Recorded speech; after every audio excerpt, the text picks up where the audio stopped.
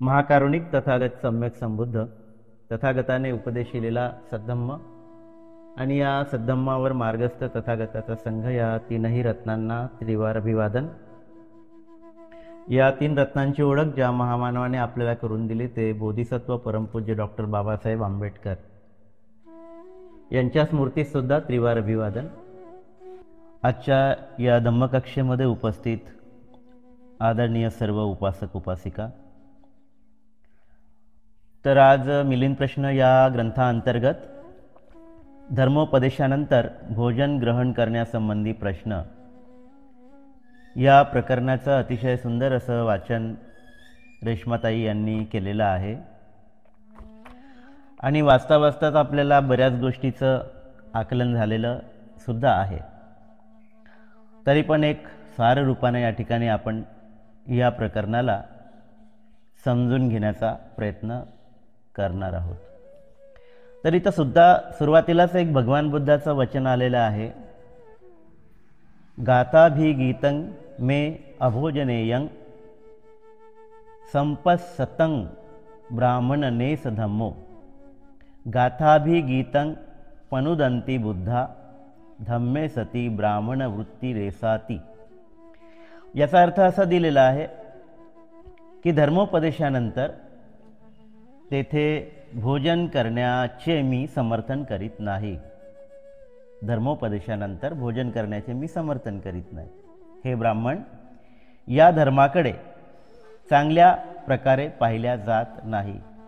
या धर्माकडे म्हणजे हे जे कृत्य आहे, धर्मोपदेश केल्यानंतर भोजन ग्रहण करण्याचं समर्थन करणे, याला धर्म म्हटलेलं आहे आणि या धर्माकडे चांगल्या प्रकारे पाहिल्या जात नाही। बुद्धाने धम्मोपदेशानंतर तेथे भोजन करण्याला अस्वीकार केलेले आहे।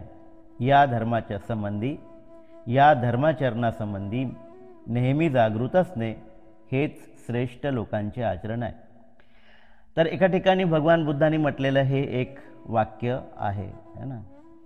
आणि मग पुन्हा भगवान बुद्ध जनपरिषदेमध्ये जेव्हा धर्माचा उपदेश करतात, जनपरिषदेमध्ये सार्वजनिक ठिकाणी, त्यावेळेस ते अनुक्रमे प्रथम दानाची प्रशंसा करतात व नंतर शीलांचा उपदेश करतात। त्या भगवान बुद्धाच्या उपदेशांना ऐकून देव आणि मनुष्य प्रेरित होऊन त्यांना दान देतात। त्यांच्या उद्देशाने दिलेल्या दानाचा उपभोग त्यांचे श्रावक घेत असतात। तर पहिल्या वाक्यामध्ये धम्मोपदेश केल्यानंतर दानाचा स्वीकार करण्याचं ते समर्थन करीत नाही आणि आता ह्या दुसऱ्या जनपरिषदेमध्ये जे काही ते करतात त्यावेळेस काय करतात, तर धर्माचा उपदेश अगोदर करतात, दानाची प्रशंसा करतात आणि नंतर मग ते शीलांचा उपदेश करीतात। तर इथे या दोन परस्पर विरोधाभासी वाक्य या ठिकाणी आलेले आहे आणि मग आता यातलं कोणतं वाक्य बरोबर आहे या संदर्भाने आपण स्पष्टीकरण करावं। तर असा काही प्रश्न जो आहे तो राजा मिलिंद भंते नागसेनाला विचारतात। तर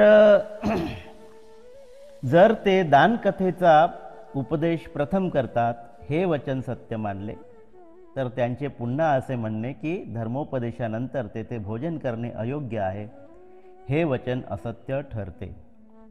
पहिलं वचन जर सत्य असेल तर दुसरं वचन असत्य ठरते आणि दुसरं वचन असत्य असेल तर पहिलं वचन सत्य ठरते। अशा पद्धतीनं जसे आता अगोदरचे नेहमी प्रश्न आलेले आहेत त्याच पद्धतीचा हा सुद्धा एक प्रश्न आहे। तर मग भंते नागसेन काय म्हणतात, ज्या दान देणाऱ्या गृहस्थाच्या पुढे भोजन दानाच्या परिणामाचे महत्त्व विशद केले जाते ते तो धम्मोपदेश ऐकून प्रसन्न होऊन भरपूर दान देतात। ते त्या दानाचा उपयोग घेतात व सर्व धर्मोपदेशानंतर भोजन ग्रहण करतात। तेव्हा येथे हा सुद्धा म्हणजे उभय कोटीचा प्रश्न उत्पन्न झालेला आहे वगैरे वगैरे आहे ना।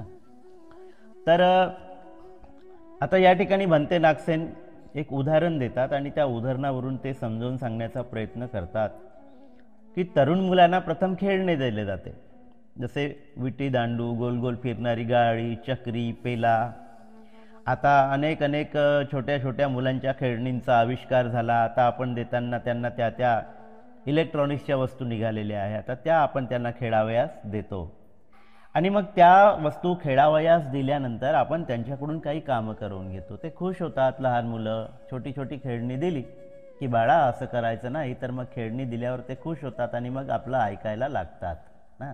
हा आपला अतिशय व्यावहारिक असा अनुभव आहे ना. एखादी गोष्ट त्याच्याकडून करून घ्यायची असेल तर मग मी बघ बरं तुला मग चॉकलेट देईल, तुला हे देईल, तुला ती देईल आणि ती वस्तू देण्याचं आपण त्याला काय करतो, एक प्रकारे त्याला प्रलोभन देतो असं समजा, किंवा आपण त्याला ते गोष्ट देण्याबद्दल सांगून आकृष्ट करतो आणि मग आपल्याला जे त्याच्याकडून पाहिजे, जे त्याच्याकडून करून घ्यायचं आहे, मग आपण ते करून घेतो. हां बेटा असं करायचं नाही बरं, मग मी तसं नाही करणार ना, तर मी तुला हे वस्तू देईल किंवा तुला ती वस्तू देईल.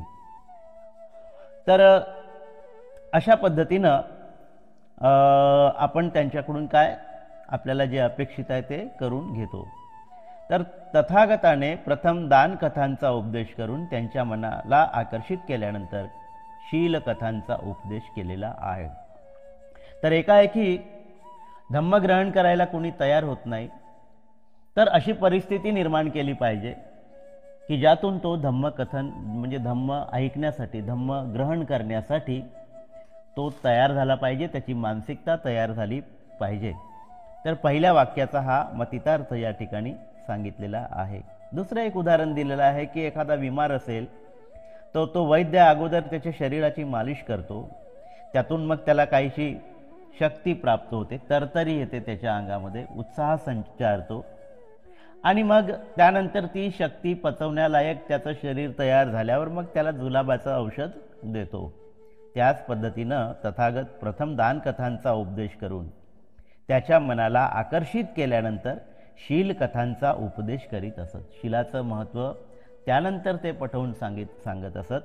असा या ठिकाणी भंते नागसेनांनी स्पष्टीकरण या ठिकाणी केलेलं आहे. पुढे बरंच स्पष्टीकरण आलेलं आहे, ते आपण या ठिकाणी बघणार आहोत. तर हे राजा, दान करणाऱ्या माणसाचे मन अतिशय भावनिक व नाजूक असते.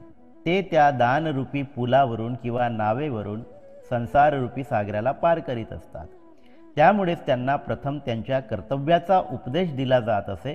त्यांना कसल्याही प्रकारचे सूचित करून नाही, कसल्याही प्रकारे सूचित करून नाही असं या ठिकाणी लिहिलेलं आहे.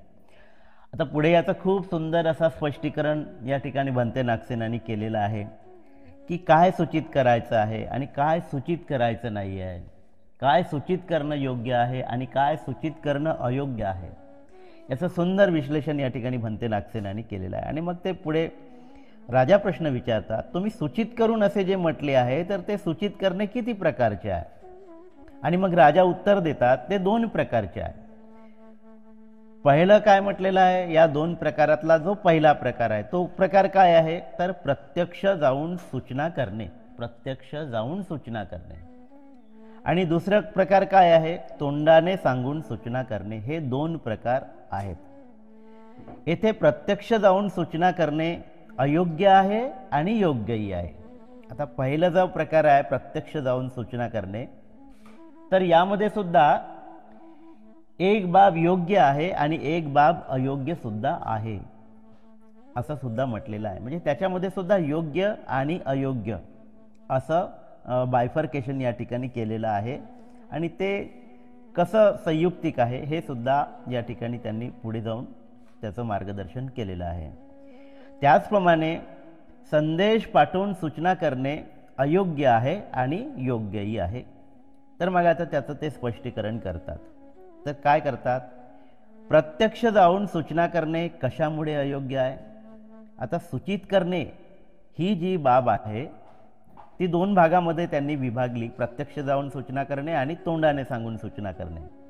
त्यात प्रत्यक्ष जाऊन सूचना करणे हे अयोग्यही आहे आणि योग्यही आहे. आता अगोदर प्रत्यक्ष जाऊन सूचना करणे हे कसे अयोग्य आहे हे या ठिकाणी भंते नागसेन मिलिंद राजाला सांगत आहेत. आणि मग हे सांगताना ते काय म्हणतात, येथे एखादा भिक्खू गृहस्थाच्या वेळी अवेळी जाऊन उभा राहतो व वस्तूंची मोडतोड करतो. अशा तऱ्हेने प्रत्यक्ष जाणे अयोग्य आहे. परंतु सभ्य लोक अशा प्रकारची सूचना करून दानाचा उपभोग घेत नाही. तर एखाद्या वेळी भिक्खू गृहस्थांच्या घरी अवेळी जाऊन उभा राहतो आणि वस्तूंची मोडतोड करतो. आता वस्तूंची मोडतोड करतो म्हणजे प्रत्यक्ष जाऊन काही तो मोडतोड करत असेल असं काही नाही, परंतु अवेळी जातो म्हणजे समजा सायंकाळच्या वेळेस गेला आणि सायंकाळच्या वेळेस गेल्यानंतर त्याला काही दिसलं नाही, आणि समजा त्याला काही दिसलं नाही, समजा एक मटकं ठेवलेलं आहे आणि त्याला रात्रीच्या वेळी गेल्यानंतर ते मटकं दिसलं नाही, तर काय होईल, त्याचा पाय लागेल त्या मटक्याला आणि पाय लागल्यानंतर ते मटकं तुटेल. म्हणजे झालं का नाही त्या माणसाचं नुकसान, है ना. या अर्थाने इथे वस्तूंची मोडतोड करतो, जे जाणून बुजून करत नाही, परंतु तो अवेळी गेल्यामुळे मात्र अशा प्रकारे काही ना काही पद्धतीचं नुकसान, ज्या गृहस्थाच्या घरी तो भोजन मागायसाठी गेलेला आहे, भिक्षाटनासाठी गेलेला आहे, त्या व्यक्तीचं मोडतोड होऊ शकते, त्या व्यक्तीचं काही ना काही नुकसान होऊ शकते. आणि म्हणून निश्चित केलेल्या वेळेस, ठराविक वेळेस भिक्षाटनासाठी भिक्षूंनी बाहेर पडलं पाहिजे, असं विनयामध्ये भगवान बुद्धांनी सांगितलेलं आहे. आणि म्हणून त्याच वेळेच्या व्यतिरिक्त अवेळी जाऊन जर तो भोजन मागत असेल तर त्यातून दुसऱ्यांचं नुकसान होते आणि त्याचं स्वतःचं सुद्धा नुकसान होते. तर अशा प्रकारे प्रत्यक्ष जाणे अयोग्य आहे. या अर्थाने प्रत्यक्ष जाणे अयोग्य आहे असं या ठिकाणी म्हटलेलं आहे. परंतु अशा सभ्य लोक अशा प्रकारची सूचना करून दानाचा उपभोग घेत नाही. अशा प्रकारची सूचना करून, है ना, जो व्यक्ती असे आचरण करतो तो निंदेस पात्र ठरतो. म्हणजे अवेळी जाऊन तो भोजनदान मागत असेल, अशा प्रकारची सूचना करणे म्हणजे अवेळी जाणे आणि सूचित करणे की मी आलो बरं तुमच्या दारामध्ये, मला तुम्ही आता काहीतरी भिक्षा वाढा, दान करा, भोजनाचं दान माझ्या पात्रामध्ये टाका. ही एक प्रकारची सूचना करणे आहे. प्रत्यक्ष आपण जाऊन उभं राहिलो, अवेळी जाऊन उभं राहिलो आणि अशा पद्धतीनं जाऊन आपल्या येण्याचा एक प्रकारे त्यांना आपण काय निर्माण करून देतो, जाणीव निर्माण करून देतो की मी आलो आहे. हे एक प्रकारचं सूचना करणं आहे. आणि अशा पद्धतीनं जर कोणी भिक्षू वागत असेल तर तो निंदेस पात्र ठरतो, कारण ते काही योग्य आचरण नाही, तो वाईट समजला जातो व तो पतित मनुष्य होऊन संघामध्ये जातो.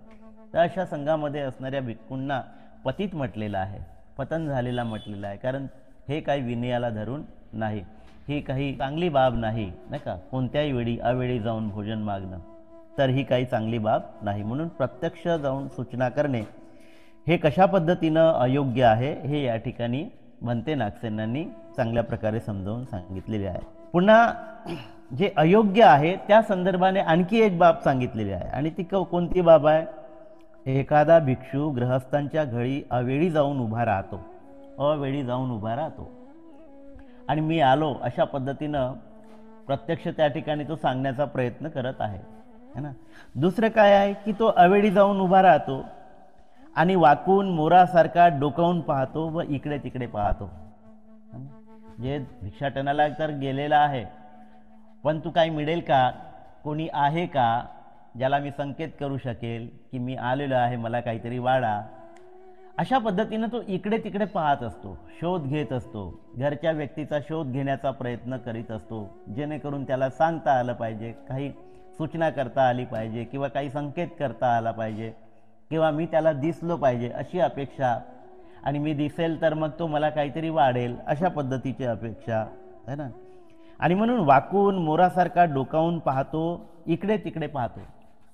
तर बुद्धाने विनयामध्ये अशा पद्धतीनं सांगितलेलं नाही, तर बुद्धाने विनयामध्ये काय सांगितलेलं आहे की एखाद्या व्यक्तीने भिक्षाटनासाठी जर भिक्षूंनी बाहेर निघलं तर त्या ज्याच्या घरासमोर आपण थांबलेलो आहोत त्या ठिकाणी आपली मान खाली घालून आपण त्या ठिकाणी थोडा वेळ थांबलं पाहिजे, आणि जर कुणीही प्रतिसाद देत नसेल तर आपण पुढे निघून गेलो पाहिजे.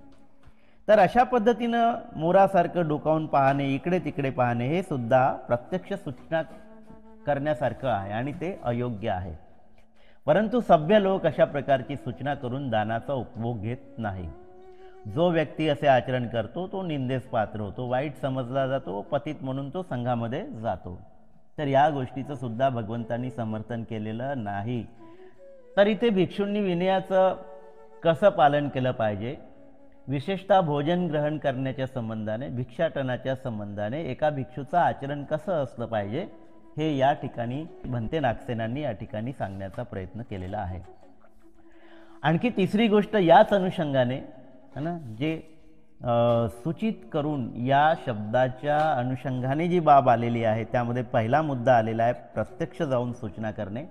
या अंतर्गत हे तिसरं उदाहरण देताना ते म्हणतात की एखादा भिक्खू मान हलवून किंवा भुवयांनी खून करून किंवा बोटाने इशारा करून सूचना करतो, तर ही सुद्धा प्रत्यक्ष सूचना करण्यासारखी बाब आहे आणि ही अयोग्य आहे.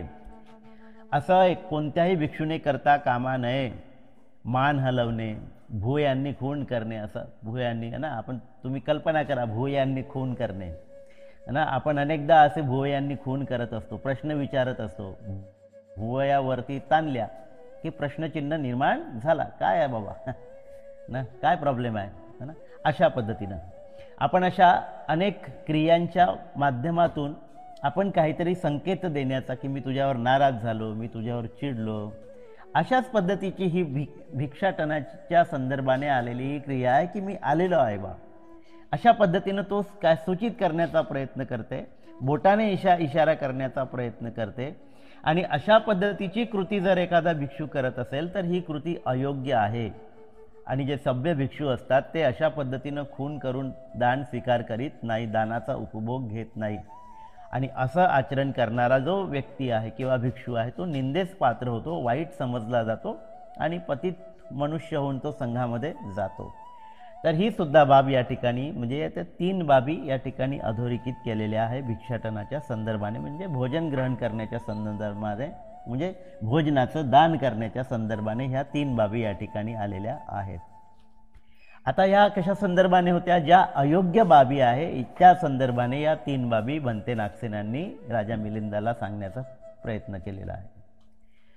आता दुसरी जी बाब आहे त्याच अनुषंगाने की प्रत्यक्ष जाऊन सूचना करणे कशामुळे योग्य आहे. प्रत्यक्ष जाऊन सूचना करणे कशामुळे योग्य आहे या अंतर्गत ज्या बाबी सांगितलेल्या आहे त्या बाबी आता आपण या ठिकाणी समजून घेऊया. आणि त्या बाबी कोणत्या आहे, तर पहिल्यांदा कोणत्या बाबी आल्या, प्रत्यक्ष जाऊन सूचना करणे हे अयोग्य आहे. त्याचे 3 उदाहरण या ठिकाणी दिलेले आहे. आता प्रत्यक्ष जाऊन सूचना करणे योग्य कशामुळे आहे ही बाब या ठिकाणी भंते पटवून देण्याचा प्रयत्न करतात. तर इथे ते म्हणतात की हा भिक्खू गृहस्थांच्या घरी जाऊन सचेतपणे सचेत ते चेतनायुक्त अंतःकरणाने, चेतनायुक्त मनाने स्मृतीपूर्वक तो चालत असतो, तो जात असतो, तो उभा राहत असतो. त्याची प्रत्येक कृती जी आहे ती कशी असते, स्मृतीपूर्वक असते. तो आपल्या प्रत्येक कृतीप्रती सचेत असतो है ना, एकाग्र चित्त असतो. त्याचं चित्त विचलित नसते, त्याचे चित्त भटकलेलं नसते. तो इकडला तिकडला विचार करत करत जात नाही, तर तो एक एक पाऊल उचलताना आपण केलेल्या कृतीबद्दल तो जागृत असतो, स्मृती ठेवून असतो. कायानुस्मृतीचा अभ्यास करत करत तो भिक्षाटनाला निघतो है ना. आपल्या प्रत्येक कृतीवर त्याचं लक्ष असते, स्मृती कायम असते ना. आणि अशी स्मृती कायम ठेवून एकाग्र चित्त होऊन सचेत होऊन जाणीवपूर्वक योग्य ठिकाणी जाऊन उभा राहतो, जाणीवपूर्वक राहतो की मला इथे भिक्षाटन करायचं आहे तर मी या घराच्या समोर जाऊन उभं राहिलं पाहिजे याची जाणीव ठेवून तो त्या ठिकाणी जातो. त्याचं चित्त एकाग्र असते, तो सचेत असतो. आणि अशा पद्धतीनं गेल्यानंतर तो त्या ठिकाणी उभा राहतो. उभं राहिल्यानंतर कोणाची देण्याची इच्छा दिसल्यास तो थांबतो व न देण्याची इच्छा म्हणजे देण्याची इच्छा न दिसल्यास तेथून तो निघून जातो. तर भिक्खूला हे त्या घराच्या समोर गेल्यानंतर कळते की याच्या मनात देण्याची इच्छा आहे. त्याच्या हावभावावरून त्याला कळते आणि त्याच्या हावभावावरून त्याला हे सुद्धा कळते की या व्यक्तीची मला भिक्षा देण्याची इच्छा नाही. कारण त्या पद्धतीचे हावभाव नाही का, एक लगबग दिसून पडते, लगबगीनं तो व्यक्ती धावत जातो. म्हणजे याचा अर्थ काय की त्याच्या मनात देण्याची इच्छा आहे तर आपण थोडासा वेळ त्याला दिला पाहिजे नाही का, कारण सगळं साहित्य काढायसाठी थोडासा वेळ लागतो. परंतु एखाद्या व्यक्तीची देण्याची इच्छा नसेल तर तो मठ्ठपणे पाहत राहतो, आपल्याच कामात व्यस्त राहतो, तो तुमच्याकडे दुर्लक्ष करतो. आणि असे जर क्रिया तो करत असेल तर त्यातून आपल्याला समजून येते की आता या व्यक्तीची आपल्याला भिक्षा देण्याची काही इच्छा नाही. भोजनदान देण्याची आपल्याला त्याची काही इच्छा आपल्याला दिसून पडत नाही. आणि अशा पद्धतीनं मग ह्या सगळ्या बाबी पाहिल्यानंतर तो भिक्खू जो आहे तो भिक्खू त्या ठिकाणाहून निघून जातो आणि दुसऱ्या घराच्या समोर जाऊन तो उभा राहतो है ना. स्मृतीपूर्वक उभा राहतो, सचेतपणे उभा राहतो, एकाग्र चित्ताने जाणीवपूर्वक तो उभा राहतो है ना. ही बाब जास्त महत्त्वाची आहे. तर या ठिकाणी हे योग्य आहे असं म्हटलेलं आहे. तर काय, प्रत्यक्ष जाऊन सूचना करणे. आता हे प्रत्यक्ष जाऊन सूचना करणे आहे, पण ते कशी करणे आहे याचंही खूप चांगलं विश्लेषण या ठिकाणी भंते नागसेनाने केलेलं आहे. जाणीवपूर्वक गेलं पाहिजे, एकाग्र चित्ताने गेलं पाहिजे, सचेतपणे गेलं पाहिजे है ना. चित्ताची स्मृती कायम ठेवून त्या ठिकाणी गेलं पाहिजे. आणि जर देण्याची इच्छा असेल तर थांबलं पाहिजे, देण्याची इच्छा नसेल तर आपण थांबलं नाही पाहिजे. ही प्रत्यक्ष कृती आहे. प्रत्यक्ष जाऊन कृती करणे हे योग्य कृती आहे, अशा पद्धतीनं त्याचं समर्थन या ठिकाणी केलेलं आहे. तर असे सभ्य लोक दानाचा काय घेतात, उपभोग घेतात. आणि असा श्रेष्ठ व्यक्ती लोकांमध्ये प्रशंसेस पात्र होतो है ना, स्तुतीस पात्र होतो, एकांतवासास पात्र होतो, एकांतवासास पात्र होतो. परिशुद्ध जीविका चालविणारा होऊन संघामध्ये जातो. परिशुद्ध जीविका. तर अशा पद्धतीनं भोजन ग्रहण करणे म्हणजे परिशुद्ध जीविका आहे. भिक्षूंची जीविका ही दुसऱ्यांच्या भोजनदानावर अवलंबून असल्यामुळे भिक्षूंना दुसऱ्यांकडे जाऊन भोजन मागावं लागतं. म्हणून बुद्धाने भिक्षूंना पात्र दिलेलं आहे, भिक्षापात्र. आणि हे भिक्षापात्र घेऊन भिक्खू योग्य वेळी गृहस्थांच्या घरी, उपासकांच्या घरी जातो आणि उभा राहतो दारासमोर. भोजन मिळालं तर ठीक, एक विशिष्ट कालमर्यादेपर्यंत तो त्या घरासमोर उभा राहतो. आणि मग त्या ठिकाणी भोजन मिळालं तर ठीक, नाहीतर तो पुढच्या घराच्या दारासमोर जाऊन उभा राहतो. तर ही झाली शुद्ध जीविका. आणि अशी शुद्ध जीविका चालविणारा जो कोई भिक्षू असतो तो संघामध्ये अशा पद्धतीने जात असतो. तो परिशुद्धी आपल्या मनाची साधत असतो. तो एकांतवासास पात्र असतो, एकांतवासास पात्र असतो. तो स्तुतीस सुद्धा पात्र होतो. या अनुषंगाने एक बुद्धाचं आणखी एक वचन या ठिकाणी आलेलं आहे. आणि ते नवे याचंती अप्पय्या अर्या गरहंती याचनं अद्दिस अर्या तिठ्ठंती एसा अर्यान याचनाती. म्हणजे बुद्ध या संदर्भाने काय म्हणतात बघा. या कृतीचं बुद्धाने समर्थन केलेलं आहे. आणि या कृतीचं समर्थन करीत असताना बुद्ध एका ठिकाणी या पदाचा वापर करून ते म्हणतात की ज्ञानी लोक कुणालाही याचना करीत नाही, ज्ञानी लोक कुणालाही याचना करीत नाही. आणि म्हणून आपण पाहतो की इतर परंपरामध्ये जे लोक असतात आपल्या दारासमोर येतात आणि ते एक प्रकारे आपलं लक्ष वेधून घेतात, ते मागण्याचा प्रयत्न करतात. भिक्षांदेही असे शब्द आपल्या कानावर पडतात. किंवा असं असं आहे, दिंडी आहे वगैरे वगैरे, त्यामुळे तुम्ही आम्हाला दान द्या, अशा पद्धतीची सुद्धा याचना करतात. परंतु भिक्खू मात्र अशा पद्धतीची याचना करीत नाही. तर तो निमूटपणे त्या घरासमोर जाऊन उभा राहतो. दिलं तर ठीक, नाही दिलं तर ठीक. म्हणून इथं बुद्धाने म्हटलेलं आहे की भिक्षूंची जी काही चारिका आहे ते भिक्षूंची चारिका म्हणजे तो कोणी भिकारी नाही आहे, तो भिकारी नाही आहे. आणि म्हणून या अनुषंगाने ज्ञानी लोक कुणालाही याचना करीत नाही. सभ्य लोक याचना करण्यास दोष देतात, सभ्य लोक याचना करणाऱ्यास दोष देतात. सभ्य लोक आपल्या उद्देशाच्या प्राप्तीकरता शांतपणे वाट पाहतात. हीच सभ्य लोकांची याचना आहे, हीच सभ्य लोकांची याचना आहे.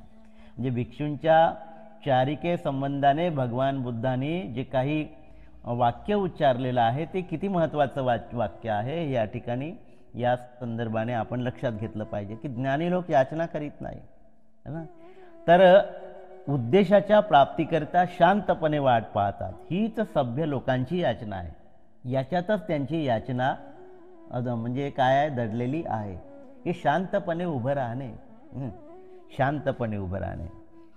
मग आता पुढचं बाब त्यांनी या ठिकाणी सांगितलेले आहे. पुढची बाब काय, सूचित करणे हे दोन प्रकारामध्ये मोडतात. त्यातलं प्रत्यक्ष जाऊन सूचना करणे कसं योग्य आहे आणि कसं अयोग्य आहे या दोनही बाबी आता आपण या ठिकाणी पाहिल्या. आता जी दुसरी बाब आहे सूचित करण्याच्या अनुषंगाने, ती दुसरी बाब काय? तोंडाने सांगून सूचना करणे. तर आता तोंडाने सांगून सूचित करणे कशा पद्धतीचं अयोग्य आहे, कशा पद्धतीनं अयोग्य ठरवल्या गेलेलं आहे हे आता सांगतात. आणि ते सांगत असताना ते म्हणतात, नागसेन म्हणते जी, की हे राजा, एखादा भिक्खू उघड उघड आपल्या तोंडाने सूचित करतो, मला चिवर पाहिजे, भोजनदान पाहिजे, शैव आसन पाहिजे, गिलान प्रत्यय पाहिजे, औषधी पाहिजे आणि अन्य 8 वस्तूंचे दान द्या, असं तो तोंडाने मागतो. तोंडाने सूचित करून मागणे अयोग्य आहे. आज आपल्या भिक्खू संघाकडे पाहत असताना आपल्याला अशाच पद्धतीनं दिसून पडते की मला ही भाजी पाहिजे, मला ती भाजी पाहिजे, मला ही वस्तू पाहिजे, मला ती वस्तू पाहिजे, मला इतके रुपयेच दान पाहिजे, याच्या खाली मी दान स्वीकारणार नाही. अशा पद्धतीनं आपण सर्रासपणे आज भिक्खू संघाच्या माध्यमातून आपल्याला घडताना दिसते. आणि ते प्रत्यक्ष आपण पाहतो आणि आपण त्याला दादसुद्धा देतो, प्रतिसादसुद्धा. आपले अनेक उपासक भाबड्या श्रद्धेपोटी प्रतिसाद देताना आपल्याला दिसतात. यामध्ये जी काही बाब भंते नागसेनांनी सांगितलेली आहे की असं उघड उघड तोंडाने सूचित करून मागणे की मला चिवर पाहिजे, भोजनदान पाहिजे, त्यातही मला विशिष्ट पद्धतीचं भोजन पाहिजे. ह्याही अगोदर सांगितलेलं आहे की असे भोजन मागणारे, मटण पाहिजे म्हणून मागणारे, मी खातो असं सूचित करणारे, असं तोंडानं सांगणारे मी सुद्धा प्रत्यक्ष असे भिक्षू पाहिलेले आहेत, नाही का. आणि म्हणून अशा पद्धतीच्या अनेक वस्तू दानस्वरूपामध्ये मागणारे भिक्खू आज सर्रासपणे आपल्या संघामध्ये आपल्याला आढळून येतात, है की नाही. तर मग हे योग्य आहे काय? तर हे अयोग्य आहे असं या ठिकाणी नागसेन सांगतात. आणि म्हणून असं जर कोणी तोंडानं मागत असतील तर त्यांना बिलकुल दान देऊ नये. कारण हे अशा पद्धतीनं दान मागणं अयोग्य आहे आणि दान देणं सुद्धा अशा पद्धतीनं अयोग्य आहे. अशा पद्धतीच्या दानाचा काही एक फलित होत नाही. म्हणून सभ्य लोक अशा प्रकारे सूचित करून मागितलेल्या वस्तूंचा उपभोग घेत नाही. कोण घेत नाही? सभ्य लोक उपभोग घेत नाही. जे मागतात मग ते सभ्य आहेत का? तर ते जे मागतात ते सभ्य नाही. आणि सभ्य लोक अशा पद्धतीनं तोंडानं मागत नाही. जो व्यक्ती असे आचरण करतो तो निंदेस पात्र होतो. तोंडाने मागणारा निंदेस पात्र होतो. मग लोक पाठीमागे निंदा करतात, अरे यार तो काय, तो तोंडानं मागतो, तो इतके पैसे मागतो. म्हणजे त्यांच्या प्रत्यक्ष तोंडावर जर कोणाची बोलण्याची हिंमत होत नसेल, परंतु मागे मात्र अशा पद्धतीची निंदा समाजामध्ये त्याची होते की काय तो म्हणते जे आहे यार, तो इतके पैसे मागतो, तितके पैसे मागतो, नाही दिलं तर शिव्या देतो, वगैरे वगैरे. अशा पद्धतीच्या निंदा नालस्ती त्या भिक्षूंबद्दल समाजामध्ये होत असते आणि तो निंदेस पात्र ठरत असतो, वाईट समजला जातो. तो संघात पतित होऊन संघामध्ये जातो. म्हणजे हे पतन आहे, एक प्रकारचं हे मानसिक पतन आहे. आणि असे पतित भिक्षू संघामध्ये जातात, संघामध्ये वास्तव्यास असतात, संघामध्ये राहतात. त्यामुळे एक प्रकारचं जे चांगलं वातावरण आहे ते वातावरण तो दूषित करीत असतो, है ना.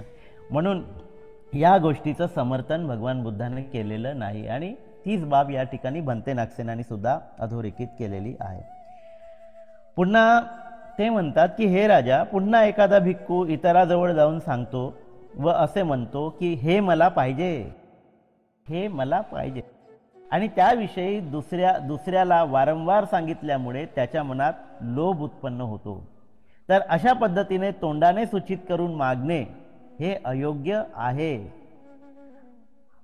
तोंडाने सूचित करून मागणे तर हे सुद्धा अयोग्य आहे. पुन्हा हे राजा, एखादा भिक्खू जोर जोराने बोलून परिषदेला ऐकवतो की हे भिक्खूंना दिले पाहिजे. विशेषतः आपण बघितलं की दानाच्या संदर्भाने खूप सारे प्रवचन दिले जातात. तुम्ही हे दिलं पाहिजे, तुम्ही ते दिलं पाहिजे, तुम्ही असं दान केलं पाहिजे, तुम्ही तसं दान केलं पाहिजे, नाही का. दान देणं चांगलं आहे, दान देण्याची भावना निर्माण करणं चांगलं आहे. परंतु एखादा विशिष्ट उद्देश समोर ठेवून जर तुम्ही त्या पद्धतीचं प्रवचन करीत असाल, मनामध्ये काही अपेक्षा ठेवून प्रवचन करत असाल की ती वस्तू त्याने दिली पाहिजे, अशा पद्धतीनं प्रवचन करून त्याला ती वस्तू देण्यासाठी जर तुम्ही प्रवृत्त करत असाल तर मात्र तुमचा उद्देश चांगला नाही. आणि म्हणून त्या परिषदेला जर तो ऐकवीत असेल की हे भिक्खूंना दिले पाहिजे आणि त्यांचे ते शब्द ऐकून लोक तीच वस्तू त्याला आणून देतात, म्हणजे एक प्रकारे तुम्ही अप्रत्यक्षपणे त्याला सूचना करत आहात की मला ही वस्तू पाहिजे आहे. प्रत्यक्ष जरी तुम्ही मागत नसाल तरी अप्रत्यक्षपणे तुम्ही सांगतात की तुम्ही भिक्खूला ही वस्तू दान दिली पाहिजे, ती वस्तू दान दिली पाहिजे. आणि हे ऐकून मग त्याला तो व्यक्ती त्या पद्धतीचं ते जी काही वस्तू आहे तो आणून दान करतो. म्हणजे काय होत आहे या ठिकाणी, असे तोंडाने सूचित करून मागणे अयोग्य आहे, अशा पद्धतीनं बनते नागसेन त्यांना सांगतात. तर अशा प्रकारे सूचित करून मागलेल्या दानाचा उपभोग तो घेत नाही. कोण? सभ्य भिक्षू अशा पद्धतीनं दान मागून त्याचा उपभोग घेत नाही. तर कोण घेतो? असभ्य व्यक्तीच अशा पद्धतीनं दान मागत असतो, कारण त्याच्या मनामध्ये लोभ असतो आणि लोभापोटी तो असं निंदनीय कृत्य करत असतो है ना. आणि म्हणून तो वाईट समजल्या जातो, दोषित समजल्या जातो, निंदनीय होऊन संघामध्ये जातो. तर ह्या बाबी अतिशय मायन्यूटपणे आपण सूक्ष्मपणे ह्या बाबी समजून घेतल्या पाहिजे आणि लोकांमध्ये सुद्धा अशा पद्धतीची जागृती आपण निश्चितपणे घडवून आणली पाहिजे. एक सुंदर उदाहरण या ठिकाणी सारीपुत्ताचं दिलेलं आहे. सारीपुत्ताचं उदाहरण देत असताना रात्रीच्या वेळी सारीपुत्त आजारी पडलेले आहे आणि त्या ठिकाणी महामोग्गलायन या ठिकाणी आलेले आहेत आणि महामोग्गलायांनी त्यांची परिस्थिती विचारला असता ते अडखळत अडखत बोलत आहे आणि अडखळत अडखत बोलण्यातून त्यांना काहीतरी औषध पाहिजे हे अधोरेखित होत आहे, हे कळलं आहे त्यांना.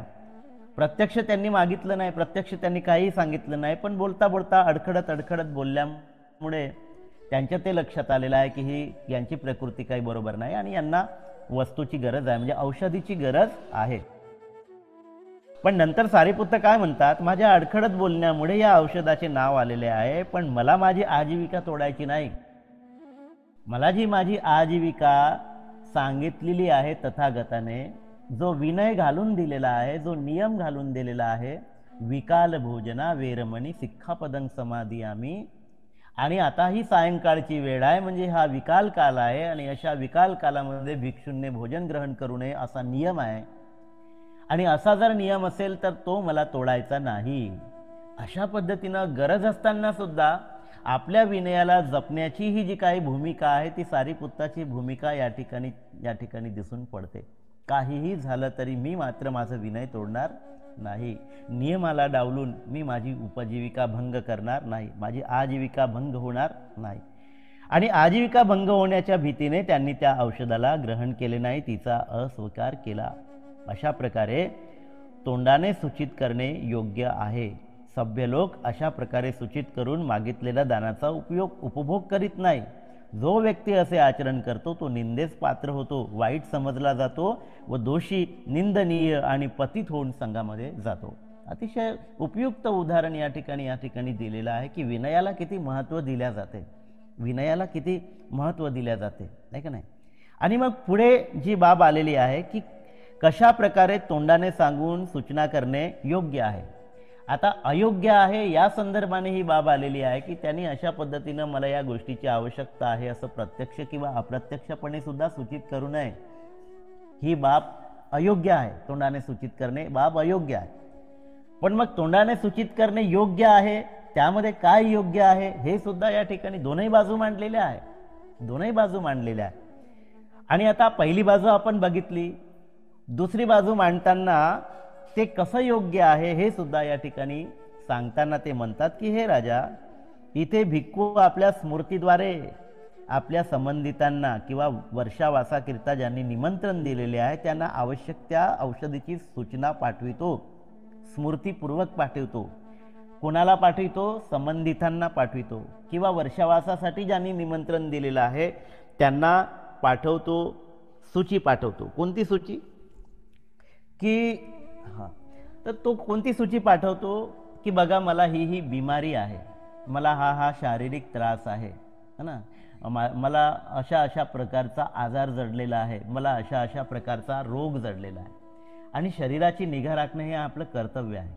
आणि मग जर एखादा रोग झाला असेल, एखादा व्याधी आपल्याला झाली असेल आणि त्या व्याधीवरचं औषध जर आपल्याला घ्यायचं असेल तर मग आपण एक प्रकारे त्याला सूची देतो की बाबा मला या औषधांची गरज आहे. ती आपली गरज म्हणून देतो, तिथे लोभ नसतो. त्या ठिकाणी ती एखादी वस्तू प्राप्त करून घेण्याच्या संदर्भाने त्याच्या मनामध्ये लोभ नसतो. ती आपली गरज आहे, ती आपल्याला तसं व्याधी जडलेली आहे आणि त्या व्याधीवरचं औषध घेणं गरजेचं आहे आणि या गरजेपोटी आपण त्याला एक प्रकारे सूची देत असतो आणि सूची देऊन सांगत असतो की मला जो काही रोग झालेला आहे त्या रोगावरची ही औषध आहे, तो सूची प्रस्तुत करतो. तर तोंडाने सूचित करणे योग्य आहे, अशा पद्धतीनं योग्य आहे. कारण जर असं केलं नाही तर त्याच्यावर फार मोठं संकट येऊ शकते आणि ही शारीरिक बाधा जी निर्माण झालेली ती वाढत जाऊन त्याच्यामुळे त्याला मृत्यूसुद्धा येऊ शकतो. आणि म्हणून जीवन चालवण्याकरिता जसं अन्नाची गरज आहे तसं औषधाची सुद्धा गरज आहे.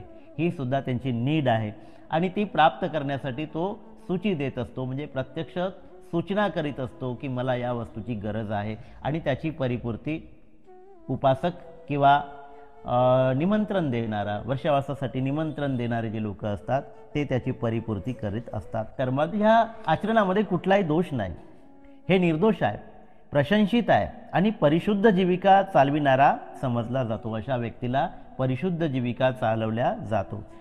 म्हणजे गरजेनुसार तुम्ही सायंकाळी भोजनसुद्धा ग्रहण केलं पाहिजे असं सुद्धा विनयामध्ये आलेलं आहे.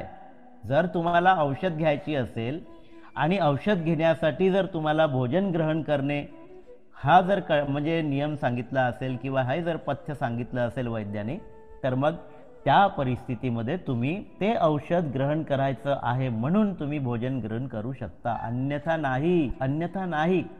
याची कुठेही भिक्षूंना परवानगी दिलेली नाही. आणि म्हणून अशा प्रकारचं दान स्वीकारायला बुद्धाने अनुमती दिलेली आहे. तर ह्या सगळ्या बाबी ह्या प्रकरणाच्या अनुषंगाने या ठिकाणी सांगितलेल्या आहे. म्हणून ते भारद्वाजाचं उदाहरण वगैरे या ठिकाणी दिलेलं आहे. तर त्याच्या डिटेल्समध्ये जाण्याची गरज नाही. तर त्यांनी भगवान बुद्धाला खूप सारा दोष दिलेला होता की तुम्ही ऐत खाऊ आहे वगैरे वगैरे, तुम्ही काही परिश्रम निर्माण करण्यासाठी किती कष्ट करावे लागतात वगैरे वगैरे, अशा खूप साऱ्या गोष्टी त्यांनी भगवान बुद्धाला म्हटलेल्या होत्या, म्हणजे अन्न देत असताना. आणि म्हणून भगवान बुद्धाने त्यांचं निमंत्रण स्वीकारलेलं नाही. तर भगवान बुद्धाने त्यांना सांगितलं की हे भारद्वाजा, आम्ही सुद्धा परिश्रम करतो, आम्ही सुद्धा बीज टाकतो, आम्ही सुद्धा नांगरणी वखरणी करतो ना, आम्ही सुद्धा पिकांची निगा राखतो आणि त्या पिकाची निगा राखत असताना आम्ही सुद्धा त्यातून पीक घेत असतो.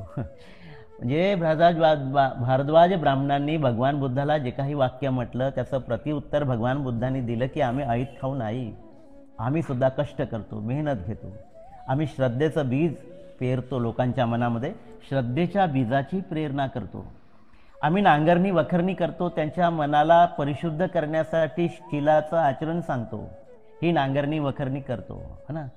आम्ही त्याच्यावर फवारणी करतो, म्हणजे त्याचे जे क्लेश आहे ते दूर करण्यासाठी आम्ही त्यांना प्रवृत्त करीत असतो. क्लेश दूर झाले की मग आम्ही त्यातून पीक सुद्धा घेत असतो आणि ते पीक म्हणजे निर्वाणाचं पीक आम्ही घेत असतो. आणि यासाठी आम्हालाही परिश्रम करावे लागतात, आम्ही सुद्धा परिश्रम करतो, असं उत्तर त्या भारद्वाजाला त्यांनी दिलेलं होतं. आणि म्हणून त्यांनी त्यांच्या त्या भोजनाचं निमंत्रण त्यांनी नाकारलं आणि प्रायश्चित्याचा दोष लावू इच्छित होता. कोण? तो भारद्वाज ब्राह्मण. म्हणून तथागताचे त्याने भोजनदान नाकारले. तथागत त्याच्या आश्रयाने जगणारे नाहीत. तर मग या ठिकाणी आता पुढचा जो मुद्दा आलेला आहे तो अर्थातच भगवान बुद्धाचं साहित्य लिहिलं गेलं त्यावेळेस भगवान बुद्धाच्या साहित्यामध्ये भगवान बुद्ध सर्वश्रेष्ठ आहेत, सर्वोत्तम आहेत है ना. आणि ते सर्वोत्तम कसे आहेत या संदर्भाने अनेक बाबी या ठिकाणी आलेल्या आहेत. या अनुषंगाने ही बाब सुद्धा आलेली आहे की जेव्हा भगवान बुद्ध भोजन ग्रहण करतात आणि त्या भोजन ग्रहण करण्याच्या वेळी त्यांच्या आजूबाजूला अनेक देवता उभ्या असतात. आता आपल्याला त्या देवता दिसत नाही, असतील नसतील, आपल्या आकलनाचा तो भाग नाही, परंतु बौद्ध साहित्यामध्ये अशा प्रकारचे उल्लेख बरेचदा आलेले आहेत. कारण भगवान बुद्ध कसे आहेत तर सर्वज्ञ आहेत, अनुत्तर आहेत, अलौकिक आहेत. अनेक देवतां, संपूर्ण ब्रह्मांडातील देवतांमध्ये त्यांचा वास आहे. संपूर्ण ते देवतांचे गुरु आहेत. ब्रह्मांडातील संपूर्ण देवतांचे ते गुरु आहेत, सर्वांचे ते गुरु आहेत. आणि म्हणून गुरु जिथे असेल तिथे शिष्य असतात. नाही का. गुरु जिथे असेल तिथे शिष्य असतात, म्हणून असे उल्लेख आलेले आहे की भगवान बुद्ध जिथे उपस्थित असतात त्यांच्या आजूबाजूला अनेक देवतांचा वास असतो.